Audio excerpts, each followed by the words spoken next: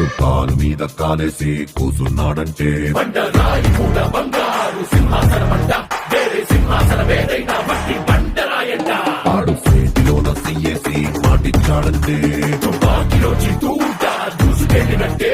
ఆ తూటలాగే మాట కూడా ఎనక్కి రానట్టే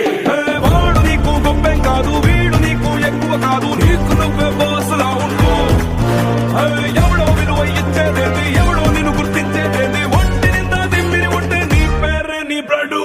పుష్ప పుష్ప పుష్ప పుష్ప పుష్ప పుష్ప పుష్ప పుష్ప పుష్ప పుష్ప పుష్ప పుష్ప పుష్ప పుష్ప పుష్ప పుష్ప పుష్ప